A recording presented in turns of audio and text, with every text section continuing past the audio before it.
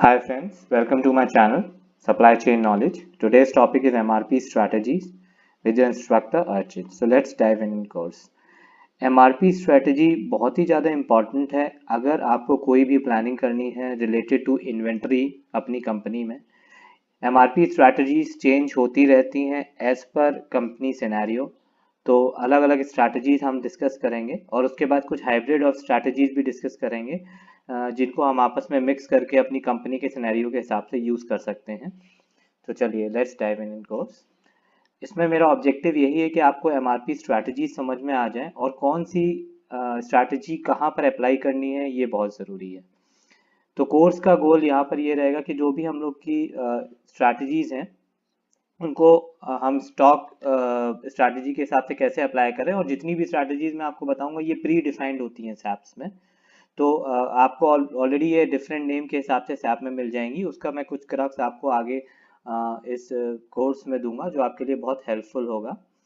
उसके बाद make to order और मेक टू स्टॉक को अच्छी तरह हम अंडरस्टैंड करेंगे कि हम कहाँ पर उसको अप्लाई कर सकते हैं, और हम लोग फाइनल गुड्स के लेवल पे भी फोरकास्ट के बेसिस पे MRP को अप्लाई करने की कोशिश करेंगे, और जो हम लोग के कंपोनेंट लेवल पे भी होगी। तो दोनों का हम लोग का गोल यही है कि इसमें हम अप्लाई करके उसको देखें। स्ट्रैटेजीज के बेसिकली ऑब्जेक्टिव यही होते हैं जो मैंने बताया था आपको। एक तो इन्वेंट्री रिड्यूस होती है बिकॉज ऑफ राइट फोरकास्टिंग और आप जो डिफरेंट स्ट्रैटेजी यूज करते हो, और आपका लीड टाइम रिडक्शन होता है जहां पर आप मल्टीपल हाइब्रिड स्ट्रैटेजीज यूज कर सकते हो और अपना लीड टाइम कम कर सकते हो। वो वहां पर भी ये बहुत हेल्पफुल रहती हैं। लेकिन सबसे पहले स्ट्रैटेजी को यूज करने से पहले हम लोगों को अपनी जो करंट इन्वेंट्री है उसको हम लोगों को स्पेसिफाई और कैटेगराइज करना होगा ABC में। ये ABC भी एक तरह की स्ट्रैटेजी है जिसको हम ABC एनालिसिस बोलते हैं। इसका अलग नाम भी है जिसको हम 9 बॉक्स बोलते हैं। उसके लिए मैं सेपरेट आप लोगों को कोर्सेज दूंगा। वो भी बहुत डिटेल में टूल होता है जो बहुत इंपॉर्टेंट होता है इन्वेंट्री एनालिसिस के लिए।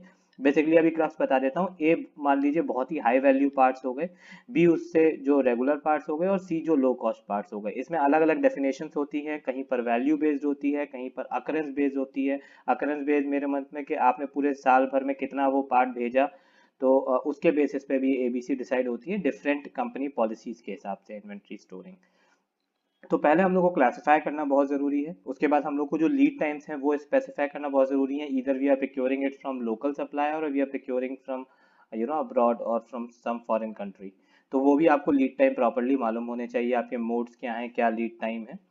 तो उसके बाद फिर अब हम अगर हमें कोई चीज़ स्ट्रैटेजी चूज करनी है तो उसमें हमें सबसे पहले जो हमारी चीज़ होगी वो हमें ये मालूम होना चाहिए कि हमारी बॉम क्या है।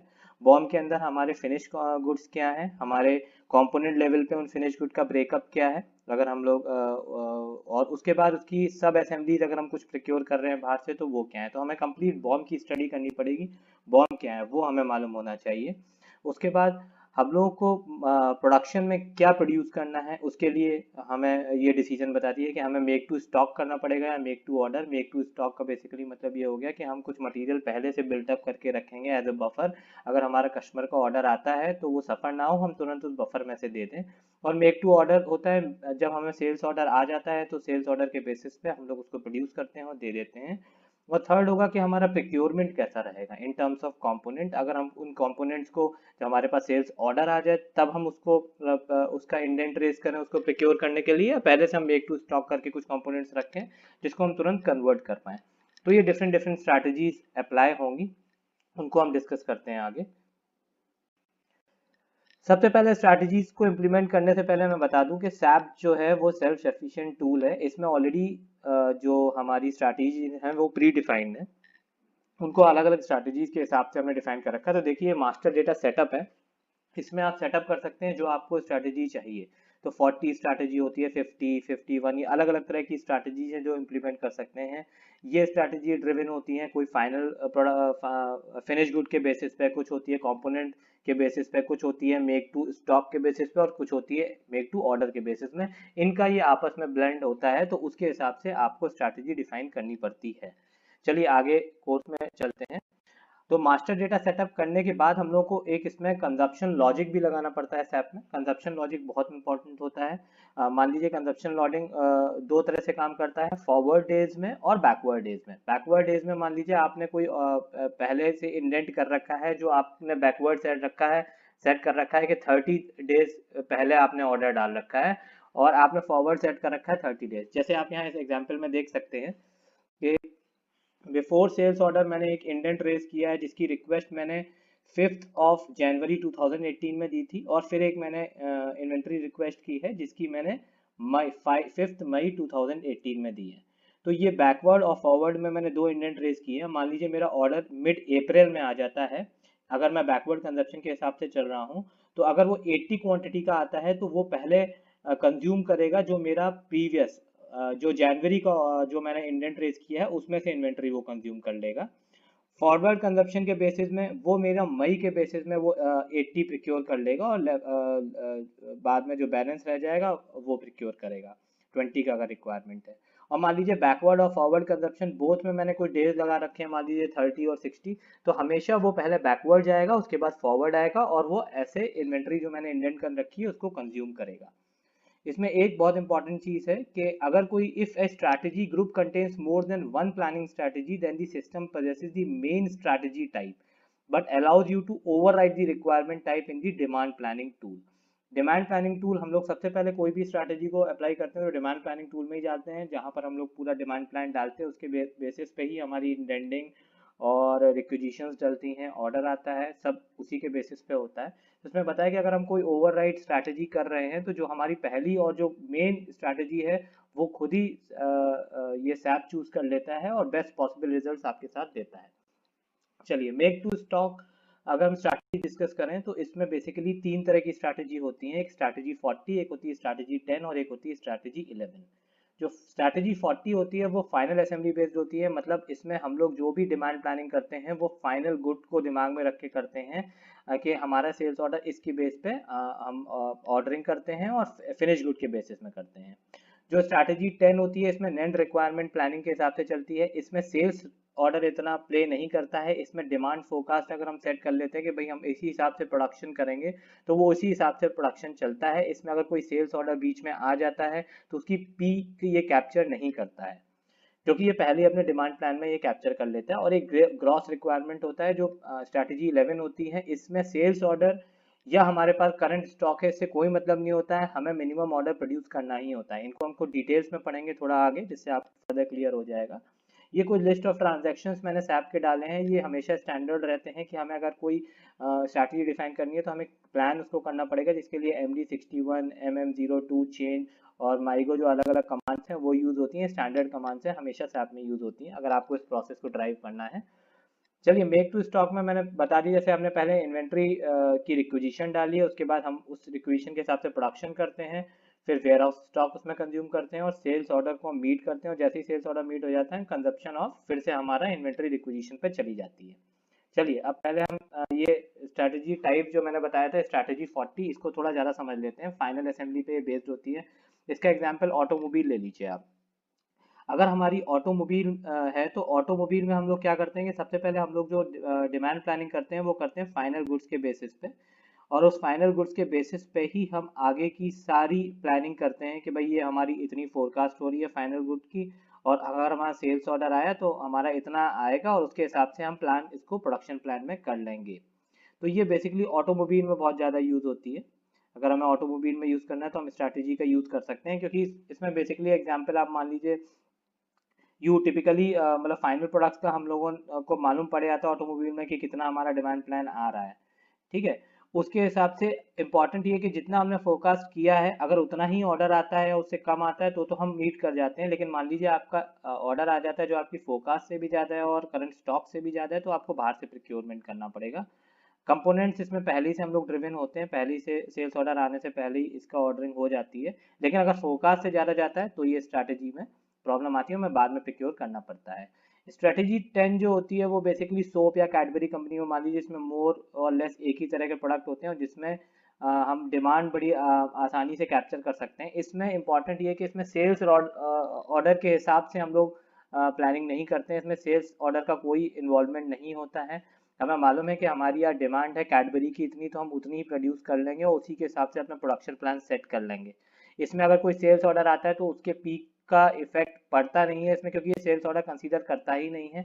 इसकी जितनी भी इंडेंटिंग चलती है सब प्रोडक्शन प्लान बेसिस चलती है और डिमांड फोरकास्टिंग के बेसिस में चलती रहती है। तो बेसिकली इसमें और 40 स्ट्रैटेजी में डिफरेंस यही है कि जो स्ट्रैटेजी 40 होती है वो सेल्स ऑर्डर को कंसीडर करता है, उसके हिसाब से हमारा अपना प्रोडक्शन प्लान फ्लक्चुएट कर लेता है।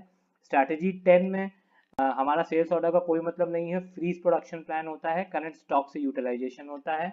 और अब हम बात करते हैं स्ट्रैटेजी 11 जो ग्रॉस इन्वेंट्री पे होता है। ये ज़्यादातर स्टील या सीमेंट इंडस्ट्री में यूज होता है। मान लीजिए सीमेंट में एक क्लेन होती है जो हम उसको बंद नहीं कर सकते हैं, वो कंटिन्यूसली चलेगी ही चलेगी, क्योंकि उसको बंद करके वापस स्टार्ट करना बहुत ही ज़्यादा कॉस्टली होता है, तो वो एट पर्टिकुलर टेम्परेचर चलती ही रहती है। सेम स्टील में भी वही है। तो इस स्ट्रैटेजी में क्या होता है, ना हमारा सेल्स ऑर्डर इफेक्ट करता है, ना हमारा करंट स्टॉक इसको इफेक्ट करता है। ये एट लिमिटेड प्रोडक्शन पे ये चलता ही रहता है और इसमें हम लोग का प्रोडक्शन होगा ही होगा। तो ये स्टील और सीमेंट इंडस्ट्री में ज़्यादा होता है। तो ये 3 तरह की एमटीएस स्ट्रैटेजी होती हैं। अब to make to order strategies की बात कर लेते हैं। Make to order strategies basically वो होती हैं जिसमें हमारे पास ऑर्डर जब रिसीव होता है तब हम उस हिसाब से प्लानिंग करते हैं। तो मेक टू स्ट्रैटेजीज बेसिकली 2 तरह की होती हैं, एक होती है 50 और एक होती है 20।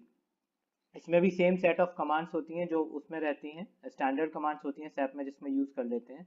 इसमें देखिए फ्लो चार्ट में आपको पता लग जाएगा कि अगर हम इन्वेंट्री कोई की रिक्विजिशन कर रहे हैं, तो रिक्विजिशन के बाद अगर कोई सेल्स ऑर्डर आता है तो सेल्स ऑर्डर के बेसिस पे ही हम प्रोडक्शन करते हैं और फिर उसका वापस इन्वेंट्री रिक्विजिशन हो जाता है। मतलब क्या है कि इसमें हमारा फाइनल प्रोडक्ट बेसिस जब हमारा सेल्स ऑर्डर आएगा तो उससे पहले हम कुछ सब एसीज बना के जरूर रख लेंगे प्रोडक्शन में, लेकिन वो सब एसी हम लोग फाइनल प्रोडक्ट में तभी कन्वर्ट करेंगे जब हमारे पास सेल्स ऑर्डर आएगा। और सेल्स ऑर्डर जब आ जाएगा और जो वो सब असेंबलीज एफजी में कन्वर्ट होके फाइनली शिप हो जाएंगी, तभी हमारी इन्वेंट्री की रिक्वेस्ट रेज होगी, फिर तभी हम अपनी रिक्वेजिशन डाल सकते हैं, फर्दर इंडेंटिंग कर सकते हैं कंपोनेंट्स की। तो बेसिकली इसमें और एमटीएस में डिफरेंस यही है कि एमटीएस जो होती है वो फाइनल गुड्स पे ही डिपेंड करती है डिमांड को लेके, लेकिन जो मेक टू ऑर्डर होती है ये पहले अपनी सब असेंबली जरूर बना के रखती है, लेकिन जब तक सेल्स ऑर्डर नहीं आता तब तक ये एफजी में कन्वर्ट नहीं करती है। तो ये बेसिक डिफरेंस होता है। अब स्ट्रैटेजी 50 के बारे में थोड़ा जान लेते हैं। स्ट्रैटेजी जो 50 होती है ये विदाउट फाइनल असेंबली होती है और डिमांड प्लान पे बेस्ड होती है। जो मैंने आपको पहले ही बताया कि हम लोग पहले डिमांड प्लान बना लेंगे और डिमांड प्लान में हम लोग को ये मालूम है कि ये स्ट्रैटेजी है कि हम लोग पहले से डिमांड प्लान उसका बना लिया, उसके हिसाब से हम लोग कंपोनेंट्स प्रोक्योर कर लिए और उसकी सब ऐसे बना के रख ली, लेकिन जब हमारे पास सेल्स ऑर्डर आया तो हमने उसको कन्वर्ट कर दिया। सेम ये 70 स्ट्रैटेजी होती है। 70 स्ट्रैटेजी बेसिकली हाइब्रिड ही होती है, हल्का सा 50 का ये हाइब्रिड होता है। बस ये 70 में ये हो जाता है कि हम ये डिमांड फोरकास्टिंग में करते हैं, मतलब ये कंपोनेंट लेवल पे होती है 70 स्ट्रैटेजी और 50 स्ट्रैटेजी फाइनल गुड लेवल पे होती है। उसके बाद में एक टू ऑर्डर में एक ये 20 स्ट्रैटेजी भी होती है जिसको हम लोग ऑर्डर प्रोडक्शन कहते हैं। इसकी आप समझ लीजिए जैसे कस्टम कार्स हो गई, जैसे बहुत कार मॉडिफाई हो जाती है, तो इसमें क्या होता है कि ना हम लोग सेल्स ऑर्डर के हिसाब से इसमें बनाते हैं, जब तक सेल्स ऑर्डर कन्वर्ट होके चला नहीं जाता, डिलीवरी नहीं हो जाती है कस्टमर को, तब इसमें फर्दर इंडेंटिंग होती है। मतलब मान लीजिए आपने कोई एक कार ली, उस कार को मॉडिफाई किया, तो जब तक वो कार कस्टमर प्रोक्योर नहीं कर लेगा कस्टमर कार में, तब तक वो नई कार नहीं लेके आएगा, क्योंकि इसमें कॉस्ट ऑफ परचेज बहुत ज़्यादा होती है और इतना कोई बियर नहीं कर सकता। तो बेसिकली ये जो होती है कस्टम कार्स में यूज़ हो सकती है, एग्जाम्पल है इसका इंडस्ट्री में 50 और 70 इंडस्ट्री यूज़ हो सकती है आपकी कंप्यूटर्स में आप समझ लीजिए कंप्यूटर्स में डिफरेंट स्पेक के कंप्यूटर्स होते हैं, लेकिन आप उसकी हार्ड डिस्क और सब कुछ सब असेंबलीज आप बना रखते हो अपने पास। जब उसका रिक्वायरमेंट आता है तो आप उसको कन्वर्ट करके डिफरेंट डिफरेंट कॉन्फ़िग के हिसाब से आप कंप्यूटर बना सकते हो। 50 स्ट्रैटेजी में आप फाइनल कंप्यूटर के हिसाब से डिमांड प्लानिंग करते हो, और 70 स्टडीज में आप क्या करते हो कि पहले कंपोनेंट की फोरकास्ट बना लेते हो, डिमांड ब्रेकअप कर लेते हो, उसके हिसाब से आप रिक्वायरमेंट्स करते हो। तो ये इस जो डिफरेंट स्ट्रैटेजीज हैं इनका क्रक्स है। बेसिकली यही मैं आपको बताना चाह रहा था कि आप डिफरेंट स्ट्रैटेजी इनका ब्लेंड करके भी आप अपनी इंडस्ट्री के हिसाब से लगा सकते हो और इनका यूज ले सकते हो। सैप में ये पहले से प्री डिफाइंड है, 40, 50, 10, 11 ये आपको स्ट्रैटेजीज मिल जाएंगी, आपको जाके बस सेटिंग सैप में करनी है और इनको आप यूज़ कर सकते हो और अपनी इन्वेंट्री इंप्रूव कर सकते हो और अपना लीड टाइम भी इम्प्रूव कर सकते हो, अगर आपको इनको यूटिलाइज करके आगे जाना है। तो ये आपको मैंने एक टच दे दिया कि आप SAP में कैसे स्ट्रैटेजीज में डिफरेंस क्या है और आप कैसे इनको यूटिलाइज कर सकते हो। बेसिकली मैं थोड़ा आपको अगर बताऊं भी तो इसमें हल्का हल्का चेंज होता है हर एक स्ट्रैटेजी में, लेकिन बहुत इंपॉर्टेंट होती है। तो बेसिकली MTS अगर आप देखेंगे तो फाइनल गुड्स पे हो गई, MTO आप देखेंगे तो वो कंपोनेंट लेवल पे या सब ऐसी लेवल पे हो गई, और उसके हिसाब से इसकी नेटिंग चलती है। सैप में बताने के लिए बहुत लंबा टाइम लगेगा, लेकिन इसके डिफरेंट मॉड्यूल्स और मैंने कमांड्स आपको बता रखी हैं, उनको आप इंप्लीमेंट करोगे तो आप इसको अप्लाई कर सकते हो। Thank you. मेरे चैनल को लाइक एंड सब्सक्राइब करिए, जिससे मैं आपको ऐसे ही क्वालिटी कंटेंट देता रहूँ। Welcome to the world of supply chain. So much to learn and learn to implement. We have industrial examples and courses specially designed for freshers, experienced, and students. We have a lot of exciting topics like analytical tools, lean manufacturing, blockchain, integrated logistics, sourcing, technologies, warehouse management, automation, transport solutions, Six Sigma, demand planning, business strategy, purchasing, and inventory analytics. So let's begin the journey with your instructor, Archit. And please do like and subscribe to the channel for further quality contents. Thank you.